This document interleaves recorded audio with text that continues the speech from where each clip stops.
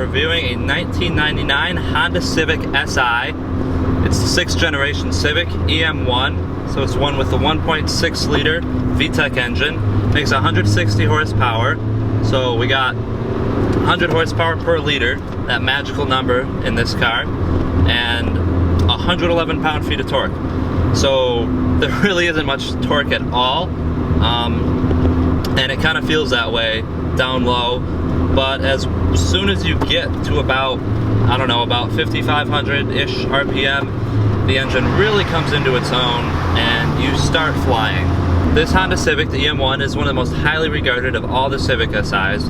They only made it for 3 years. Not many were out there, and most of them that are out there nowadays, they've either been engine swapped or just totally modded to unrecognition. That's the case with most of them. But this car still retains its original engine. The only modification on the entire car is an axle back exhaust, and it's stock quiet almost. It's a little bit louder, but there's a little bit more to it.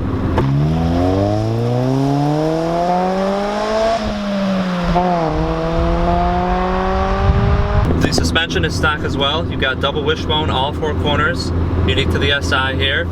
And the SI also had progressive rate springs. They're a little bit stiffer than stock, just a base LX whatever Civic that you've got.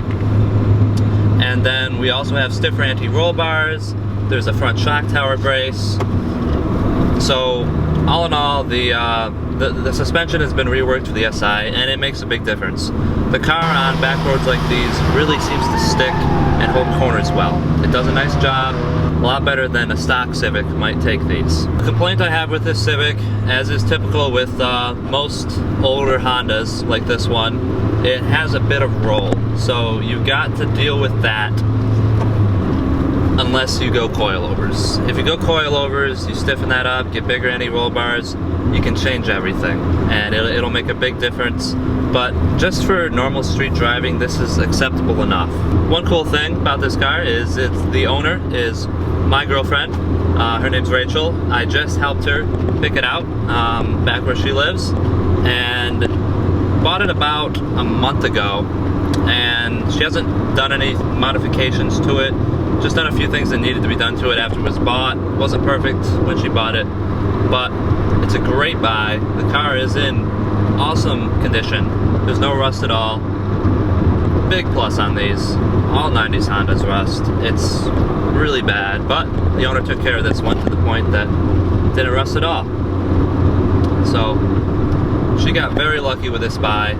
Car only has 75,000 miles on it as well. Cool thing about this car right now is it's sort of in this sleeper mode. So it is a Honda Civic Si, but none of the badges are on there. There's no spoiler. The little SI badge on the back, gone. Double overhead cam VTEC stickers on the side, not there either. The spoiler really makes this car look sporty, but that has also been deleted.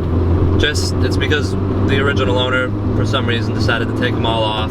You move to the interior, and the first thing you notice is the dash. It has the SI gauge cluster, which is awesome. It has a special red, almost. It's not red, it's more of a red-orange color that you got here. And the red line is really neat looking. Obviously, 8,000 RPM, so it revs to an astronomical height. In terms of the rest of the interior, cloth seats. You've got a lot of nice materials up here. They're soft to the touch. You've got a leather steering wheel. That feels incredible. So this being the SI model is the B16A2 engine. This engine is actually upgraded from the one that was in the Del Sol VTEC. They added a few things to make it a little more potent. It has a fully counterweighted crankshaft, larger throttle body, 10.2 to 1 compression ratio, an improved intake manifold, larger diameter piping. When you get on it and get up into the higher revs, it is quite the monster. I did not expect that from such a small engine, but it's very impressive. If I do a little comparing between, say, this car and my Integra, you can definitely tell this car is softer. That is in part due to the fact that I've done some things that makes my car, you know, more hardcore and whatnot. But I remember when my car was stock, and this car, it rides a little higher. You don't feel quite as glued to the road when you're going around corners. It feels more like a gussied up Civic than a purpose-built, you know, performance car. More or less like the Integra was. But nonetheless, I think this car can be really good if you do the right things to it.